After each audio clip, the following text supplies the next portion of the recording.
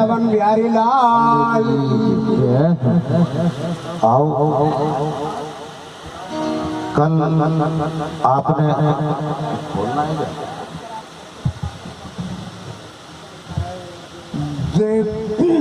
देखो श्री राम, कल आपने भागवत जी का जो श्रवण किया था, रुक्मणी का विवाह हुआ और उधर बलदाऊ भैया का भी विवाह हुआ और काफी राक्षसों का वध भी, और अनंतो अनंत कथा कल भी सुनाई गई थी। और आओ आज भागवत जी में फिर प्रवेश करते हैं। देखो आज ब्रह्म की क्या लीला और क्या कृपा होगी, वो क्या सुनाना चाहते हैं और क्या सुनाना, वही तेरी माया का ना पाया कोई पार, कि लीला तेरी तू ही जा। हम तो उस लीला के एक छोटे से भाग हैं कि प्रभु ने विराजमान कर दिया और बोल दिया कि तू चिंता ना कर, मेरा ही भाग है, मैं तेरा ध्यान रखूं, मेरा ही बच्चा है। बोलो वृंदावन बिहारी लाल की जय। अब शादी के बाद आप सभी जानते हैं कि सर्वप्रथम आज भी अगर किसी की शादी होगी तो नए नए सपने सजोने कि हम ये करेंगे मिलके और वो कर देंगे, लेकिन जब वो सर्वप्रथम बात करते हैं पति पत्नी तो सत्य ही बोलते हैं। जीवन उसी एक दिन में टिका हुआ होता है, हम समझ नहीं पाते। जो वाक्य आप शुरू में बोलते हो या कभी अपने बेटे से बोल देना कि बेटा इसे रिकॉर्डिंग करके रख लेना, जो आज तुम दोनों बैठ के बात करोगे सर्वप्रथम वो रिकॉर्डिंग कर। और बेटी हो तो बेटी से भी बोल देना कि बेटी आप भी रिकॉर्डिंग कर लेना और देखना कि जो आज आपने बात की है पूरा दिन, जीवन किसी के ऊपर आधारित है भी या नहीं है। अगर आपने वहाँ गलती से आपके मुख से कोई कमजोर बात निकल गई या वो बात आप हृदय से नहीं कह पाए हो तो आपके जीवन में वो बदलाव ला सकता है। तभी समझ लेना उस रिकॉर्डिंग को सुनने के बाद कि मेरा जीवन कब कब कहाँ कहाँ तबाह होगा, ये मुझे आज पता है, ये भविष्य बता रहे हैं। जीवन की पहल भी और शुरुआत भी, ये दूसरा पड़ाव है, यहीं से शुरू हो। संपूर्ण भी आप यही आने के बाद हो। एक वहम आपका और दूर कर दें। कई बार भागवत जी में ये भी बोला जाता है, जो भागवताचार्य हैं, भागवत जी में नहीं लिखा है ऐसा, भागवत जी ने तो स्पष्ट किया है, सब कुछ बताया मेरे ग्रंथ में, लेकिन हो सकता है भागवताचार्य दान दक्षिणा के कारण ना बोल पाते हों या समाज से कुछ घबराए हों या उनकी अपनी मानसिकता भी हो सकती है, वो तो वो जाने वो किस तरह किस भाव में लीला सुना रहे हैं। और सुनाना सब ब्रह्म की ही चर्चाओं को चाहते हैं, ऐसा कुछ नहीं है कि वो अपने पास से कुछ नया सुनाए। बोलो वृंदावन बिहारी लाल की जय। आपने सदा ये सुना होगा कि माता की सेवा करनी चाहिए और पिता की सेवा करनी चाहिए, पर कभी शायद किसी ने ये नहीं बोला होगा कि हम जो लेख भोग रहे हैं वो अपने कर्मों भोग रहे हैं। कर्म करते समय जब बच्चों को पाल रहे हो, उन्हें आप अपना बच्चा ना समझो, ये समझने की गलती आप ना करें तो ही अच्छा। उन्हें समझ लें कि जो हमारे कर्मों से हमें प्रसाद परमपिता परमेश्वर ने दिया है, ये भगवान के ही बच्चे हैं और सर्वप्रथम अपनी लीलाओं में हमें फांस रहे हैं। आज कर्म मेरे घर में भगवान जन्मे हैं, ये मेरा बच्चा मेरे अधिकार का अधिकारी नहीं है, बल्कि मैं इसके अधिकार की अधिकारी हूँ, इसकी सेवा करूँगी जीवन में, ये संकल्प लेना चाहिए। हम सबसे पहले संकल्प क्या ले बैठे हैं, कल मेरा बेटा बड़ा होगा तो ये करेगा और सर्विस लगेगी तो वो करेगा, ये सारी मोह माया मुझे ला के देगा। अरे जन्म बच्चे ने सही से लिया नहीं है, बोलना जानता नहीं है और आपने अपनी सारी जिम्मेदारियां उस बच्चे के खांधों पे डाल दी। समझ ही नहीं रहे हो कि तुम्हारे घर पे भगवान जन्मे हैं या एक आम जन प्राणी जन्मा है। हम साधु संत भी आपके ही बच्चे हैं, उन्हीं बच्चों से निकल के हम आए हैं। जब एक बच्चा संत हो सकता है तो क्या भगवंत नहीं हो सकता? अगर आप भगवान समझ के उसकी सेवा करेंगे और अपने कर्तव्यों का निर्वहन करेंगे तो वो बच्चा जीवन में आपको कभी कष्ट दे ही नहीं सकता। कष्ट की आप फिर कल्पना कर ही नहीं सकते, क्योंकि आप सर्वप्रथम मोह माया से दूर हो गए हैं और आपने समझ लिया कि मेरे घर में जो ब्रह्म जन्मे हैं ये मुझे सेवा का मौका दिया है। सर्वप्रथम मैं इनकी सेवा करूंगी और जैसे ही बच्चा 18-20 साल का बड़ा होकर आएगा उसे पता चलेगा कि तेरे माता पिता ने आज तक तुझे भगवान समझ के सेवा की है, वो कभी आपको कष्ट नहीं दे सकते, दुख नहीं दे सकते।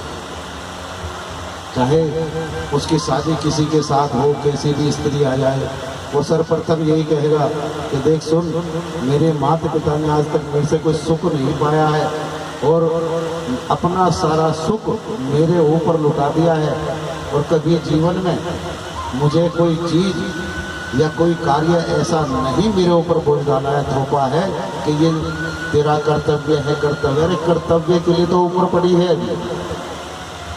जब कर्तव्य सीखने लायक हो तब सिखा दो। हर चीज का एक समय होता है और समय के साथ अगर उसे सिखाओगे या बोझ डालोगे तो वो अच्छी तरह उठा लेगा। अगर आप समय का सदुपयोग नहीं कर पाए हो तो देखो फिर किसी को दुख या सुख की परिभाषा ना बताओ कि आज उनके माता पिता दुखी, कोई ना कोई कारण होगा, उनके कर्म नहीं होंगे, वो कर्म नहीं सुधार। सदैव बच्चों को ही दोष ना। ये समाज इतना एक ही तरफा दौड़ रहा है, एक सोच में बंधा हुआ है, एक डोर पकड़ ली है कि बच्चों पे ही दोष, बच्चों पे ही दोष। अरे माता पिताओं का भी तो ध्यान दे लो, उनके कर्म कैसे हैं, सारा बोझ उनके ऊपर ना डालो। और जब किसी को रोज तुम पागल पागल पागल पागल कहोगे तो एक दिन वो चाहे कितना ज्ञानी हो पागल तो बन ही जाए। उसे लगेगा कि सब तुझे ही पागल करेगा। और माता और पिता को एक गलत कार्य करने की आज़ादी भी देते हैं। वो भी समझ गए हैं कि कल अगर कहीं सत्संग होगा या कोई व्यास जी बात करेंगे, चर्चा करेंगे संसारी, तो सर्वप्रथम यही कहेंगे कि माता पिता का ध्यान रखो। वो चाहे आपके जूते मार रहे हो या आप कितना भी उन्हें प्रयास कर रहे हो शांत करने का, घर में कलह कर रहे हो, वो नहीं मान रहे। अपने उनके कर्म जो उदय हो रहे हैं, जो पहले कर्म किए हैं, आज वो चिल्ला रहे हैं। भूत जो हम कल बात कर रहे थे, वो भूत हमें रुलाता है और वही हमें दौड़ाता है। थोड़ा उन्हें भी ध्यान रखना चाहिए। माता पिताओं के लिए भी हाथ जोड़ के विनती है हमारी कि जिनके बच्चे हों उन पर एक तरफा कोई बात ना थोपा करो, कभी उनके मन की भी कुछ नहीं आता। हम क्या करते हैं, आज जितनी आप माताएं बहनें और भाई बैठे हैं, कोई भी अगर खड़ा होकर ये कहते हैं तो नहीं करते हम ऐसा, तो कह देना। हम क्या करते हैं, बच्चा बाहर से आया, तानाशाही, ए तू कहाँ गया था, तुझे 1 घंटा हो गया, तेरी समझ में नहीं आता है, कहाँ था तू कहाँ गई थी? अरे तुमने उसे कहाँ सफाई देने का मौका दिया है या कुछ कहने का? उसे जब आवे ये पूछ लो, बेटा एक बात बता, तो इतने समय से बाहर था, कहाँ था? अगर कोई बात हो जाए तो वो आपको स्पष्टीकरण तुरंत दे देगा, मैया मैं फला जगह गया था। आपसे वो इतने डरे हुए हैं, बच्चे इतने डरे हुए हैं कि उनके मन में आपके प्रति घृणा घुस चुकी है, नफरत जन्म ले चुकी है। उस नफरत को उत्पन्न मत होने दो। बच्चों से प्रेम करना सीख लो, वो चाहे आपके हों या पड़ोसी के बच्चे, सभी से प्रेम करो। अगर आपको आने वाली जनरेशन परमपिता परमेश्वर के चरणों तक पहुंचानी है, धर्म को बढ़ाना है, तो सर्वप्रथम हमें ही बदलना होगा। ये तभी संतोष होगा कि आज जो हम कार्य कर रहे हैं, इससे जो आने वाली हमारी पीढ़ियां हैं उनके अंदर प्रेम वर्षा होगी और वो जानना समझना ब्रह्म को सीख लेंगे। ये सब कुछ परिवर्तन। एक स्त्री की शादी हुई, लड़का हो या लड़की, हम थोपते हैं बेटा, ये भी चलो भागवत जी में अभी भागवत जी की ही चर्चा है, पर जो आप सुनना चाह रहे हो लिखा हुआ वो भी सुना देंगे। पर जो काम की बात चल रही है, तुम्हारे जीवन की भागवत चल रही है, थोड़ा उस पर भी ध्यान दो। बोलो वृंदावन हरि लाल की लाल। अभी किसी की शादी होकर आई, वो लड़की ना सास को जानती है, ना ससुर को जानती है, ना नंद को जानती है, और ना अड़ोसी ना पड़ोसी को जानती है, वो किसी को नहीं जानती। पैर बाद में रखा घर में, सास का माथा ठनक गया है, बहू बाद में घर में आ रही है, चौखट में पैर तक नहीं रखा है, और उसका भविष्य डिसाइड कर दिया है, बोल दिया है। अब देख लेना, अपने पति से बोलती है, और बड़े शर्मसार हैं हम संसार की ये सब स्थिति देखते, बड़ी लज्जा आती है अपने आप से। कभी एडवांस नहीं बोलना चाहिए। सरस्वती आप सब जानते हो, जो सरस्वती मैया है 24 घंटे में एक बार आपकी जिज्ञा पे प्रवेश जरूर करती है, चाहे वो दुष्ट हो या भक्त हो। और ये भी समझ लिया करो कि जिसको हम जानते नहीं है, जिस भविष्य को, और हमने डिसाइड अपनी जिज्ञा से कर दिया है, कहीं ऐसा तो नहीं है कि सरस्वती मैया मेरी ही जिज्ञा पे बैठी हो, दोष बहू को देना शुरू कर देगी।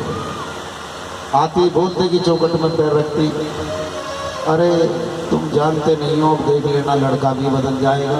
पति देव से चलते ही चलते, अब तो बेटा भी हाथ से गया है, और ये जो बहू आई है ना, आपने शायद वहाँ ध्यान से नहीं देखा है, मेरा तो माथा ठनक गया इसे देखते ही। ये हमारी सेवा नहीं करेगी, ये हमारी सेवा नहीं करेगी। लेकिन ये नहीं समझ पाए उस समय, अरे भैया गोविंद तुम्हारे सन्मुख है, वही उनके अंदर है, और सरस्वती कहीं तुम्हारी अगर जिज्ञा पे विराजमान होगी तो ये चाहे कितनी भी संस्कारवान लड़की आई हो, या लड़का आपसे अलग ना जाना चाहता हो, आपकी वाणी के कारण ही परमपिता परमेश्वर आपको दूर दूर कर देंगे। जो आप बोलते हो वो सब वायुमंडल में हो, कहीं लौट के वापस नहीं जाता। मृत्यु के समय जितनी आपने चर्चाएं की हैं, चुगलियां की हैं, और जो जो बात की हैं, आप वो सब कुछ जब सरसैया पर लेटे होगे तो धराधाम से जाने से पहले सब देख रहे होगे। और जिनका शरीर अपनी आयु पूर्ण होने से पहले छूट गया है, उनके बारे में आप जानते हो, वो इतना देखते हैं कि चीख चीख के चिल्लाते हैं, और बस ये प्रार्थना करते हैं कि प्रभु ये शरीर हमें दोबारा मिल जाए, दोबारा मिल जाए, यही विनती करते हैं। वही भूत और प्रेत बन जाते हैं, वही आपको परेशान करना शुरू करते हैं, शरीर छीनना शुरू करते हैं कि ये शरीर से निकलेगा तो ये शरीर हमें मिल जाएगा। वो ये नहीं देखता उस समय भी कि तू क्या कर्म करके आया, किसकी सजा तू पा रहा है, किसके लिए चीख रहा है, क्या ऐसा कारण रहा होगा, तो आज ना कर, आज ऐसा ना कर। आप किसी का भविष्य डिसाइड ना करा कर, ना बेटे का, ना बेटी का, और ना बहू का। बस अगर कर सकते हो तो सर्वजनों से, हर मनुष्य से प्रेम करना सीख लो।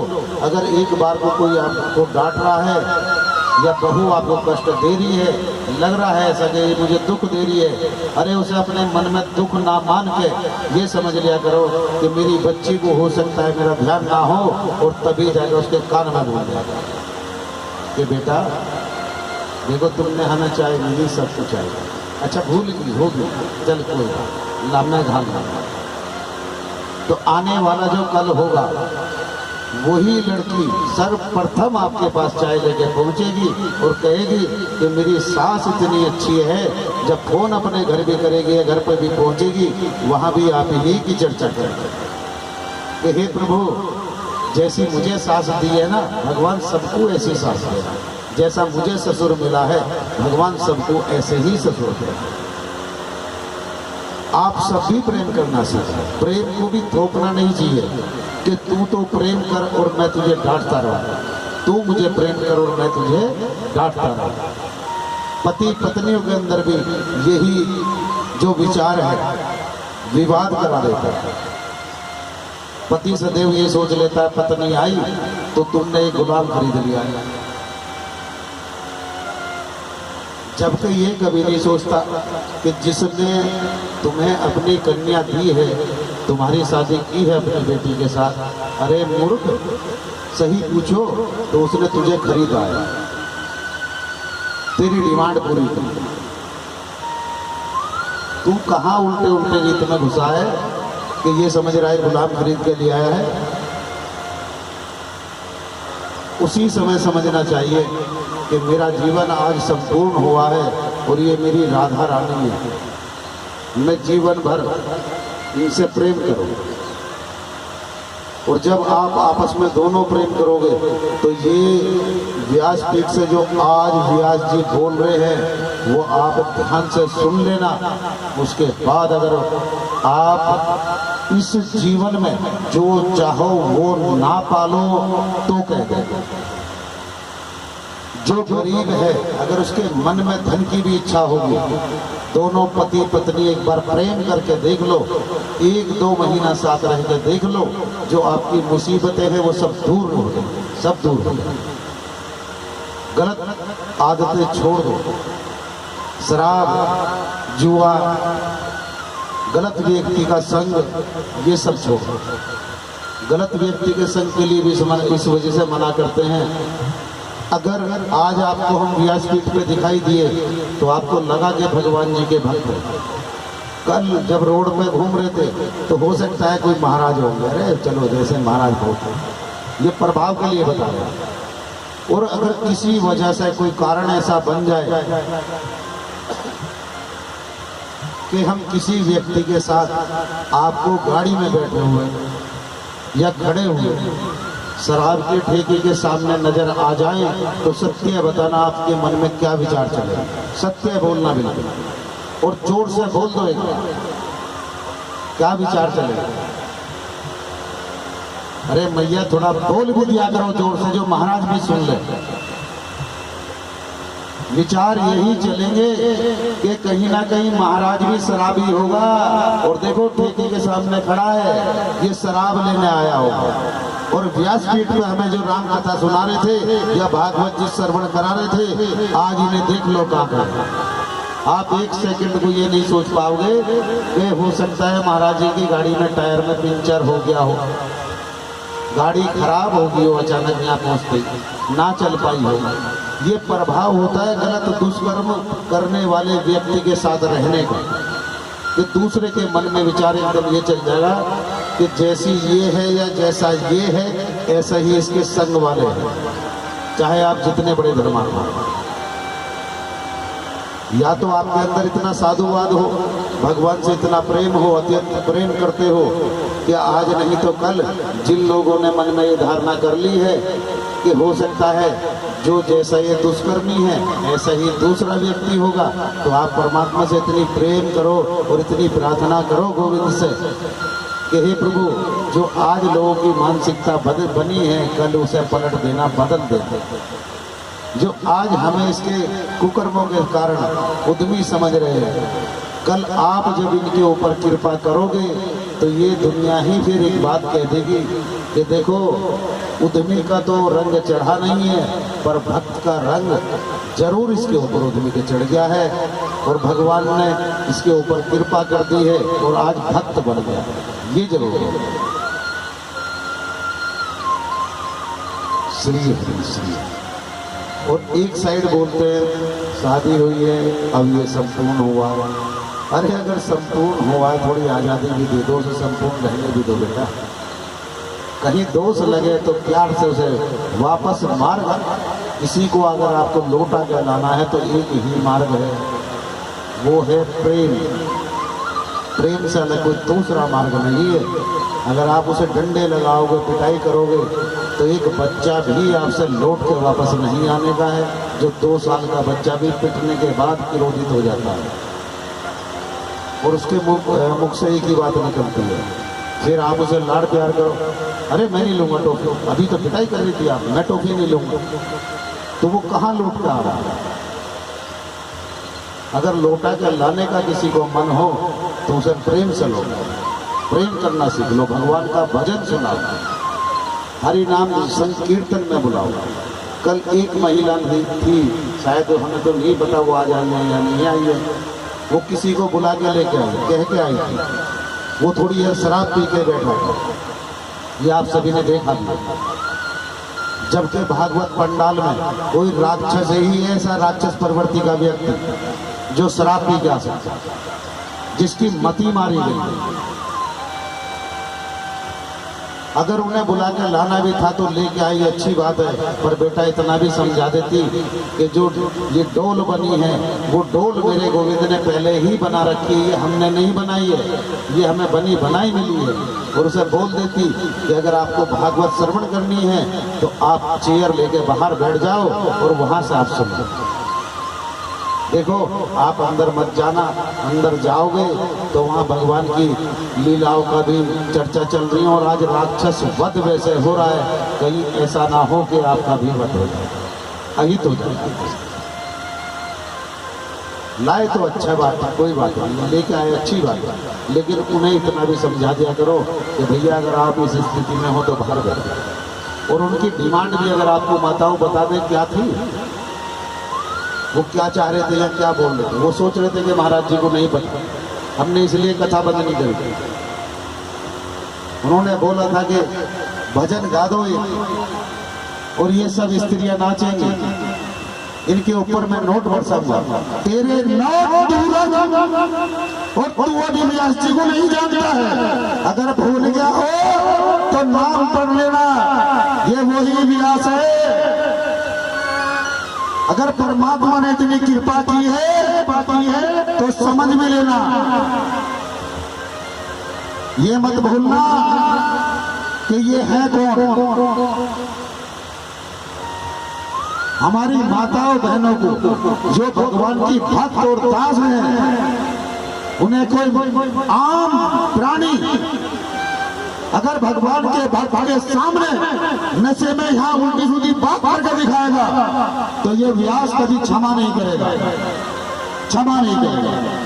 और मेरा गोविंद भी क्षमा नहीं करेगा, उसकी सजा जरूर लेगा। आप सब देख रहे हो उस व्यक्ति को, और देख लेना उसकी सजा उसे मिलेगी, और आप ही बताओगे ये भगवान ने आज सजा दी है।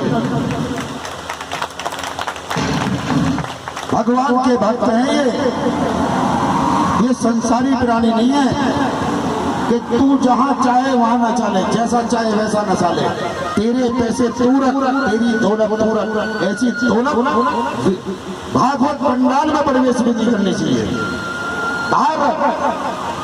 अगर करोड़ों अरबों खरबों भी देता हो अपने घर में रख, यहाँ लेके मत आ।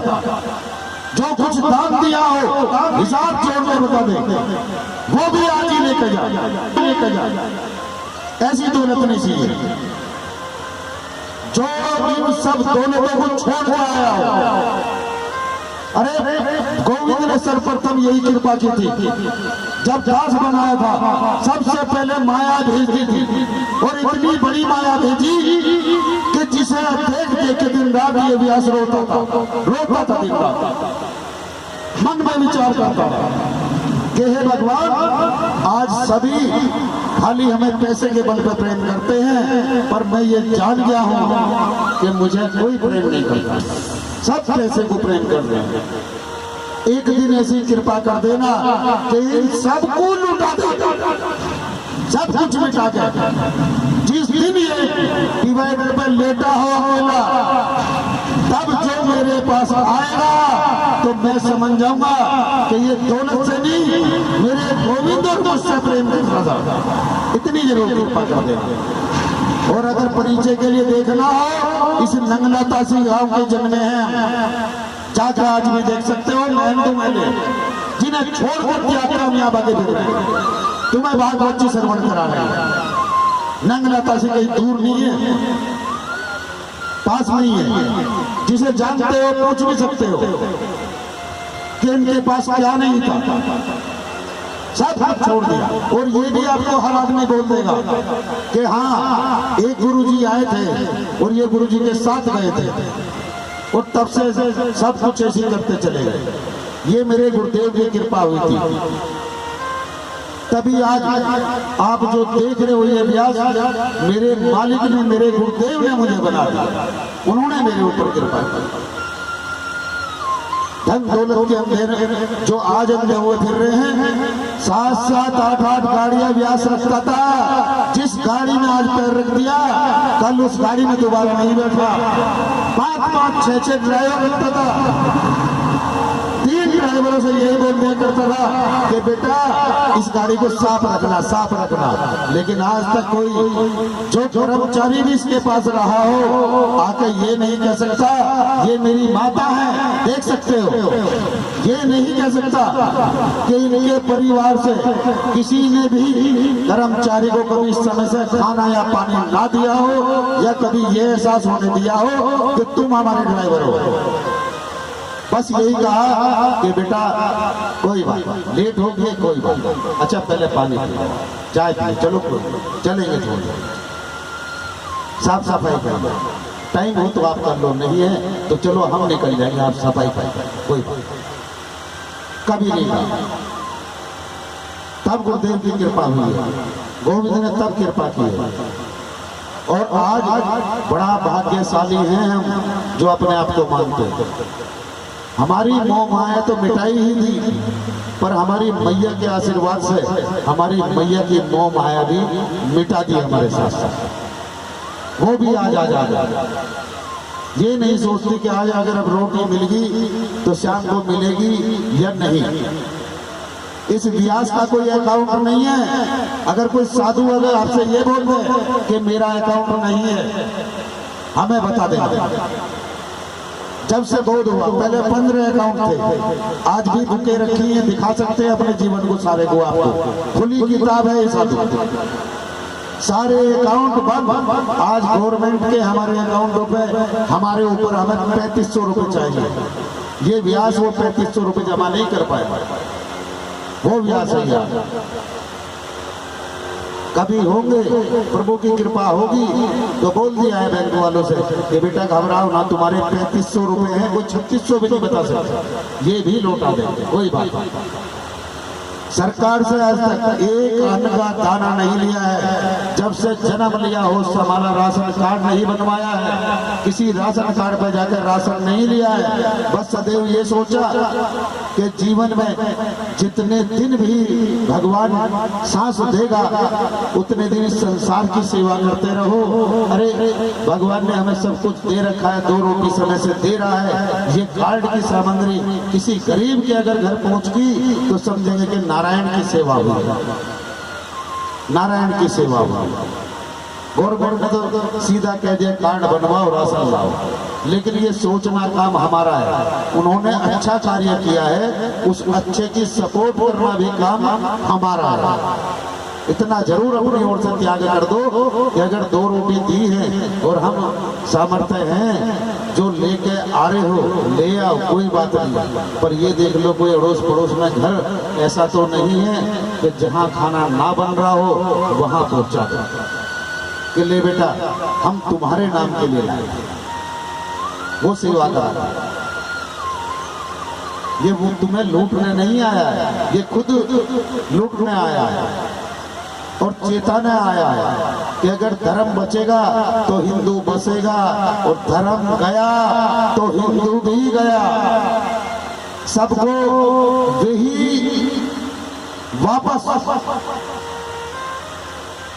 दूसरे समुदाय के लोग आपको अपने अंदर मिला देंगे। इस धर्म को बचाना है, ना कि व्यक्ति विशेष को बचाना। जो आने वाली पीढ़ियां हैं वो सुख और शांति से रह सके, ऐसी कुछ करनी कर चलो जो याद भी रखे। ये वो बढ़ना है। और जहां सैनिक बिहार में रह रहा है यहाँ का भी एड्रेस दे देते हैं। कल आप भ्रमित मत रहना। और जो बच्चे हैं आपने देखा होगा भगवान की कृपा से सब खुशहाल है और चेहरे पे मुस्कान रहती है। ये रुपया पैसा नहीं देखते, बस एक बात देखते हैं कहीं एक समय का भजन ना छूट जा। सारे बच्चे मिलकर भजन करते हैं। यहाँ भी किराए के मकान में रहते हैं, हमारा अपना नहीं है। और किराए पे रहते हुए भी 15 साल हो गए, 15 साल। चाहते तो 15 साल में बहुत कुछ बना सकते थे, बहुत कुछ, लेकिन कुछ नहीं चाहिए। अरे किसके लिए बनाना? सोना है, सुबह उठना, खाना, भगवान का भजन करना है, ये तो सब यही छूट जाना, यही रहना। और सीधा सा है, मन में एक भाव रहता है, अगर बच्चे लायक होंगे तो फिर चिंता क्यों करो, अपने आप कर लेंगे। जैसे हम जी लिए, भगवान ने हमें जिया लिया, 2 रोटी दे दी खाने को, ऐसी उन्हें भी मिलेगी। और अगर नालायक होंगे तो चाहे आप जितना धन बना जाओ, उसे कभी सफाया कर देंगे। तो फिर क्यों करें? सबसे अच्छा भगवान का भजन करें। और आपसे एक विनती और है, आप अभी एक और अगर आप चर्चा सुनोगे तो हैरत में पड़ जाओगे कि भक्त इतने अनंत परमपिता परमेश्वर के हो सकते हैं क्या? यहाँ जो भागवत पंडाल में आप विराजमान हैं, इन सब की व्यवस्था करने वालों का अगर आपको बता दें चरित्र क्या है या वे लोग क्या हैं, तो आप सोचने पे मजबूर हो जाओगे कि आज गोविंद ने किन के ऊपर कृपा कर दी और कैसे उन्होंने ये सब अरेंजमेंट कर दिया। एक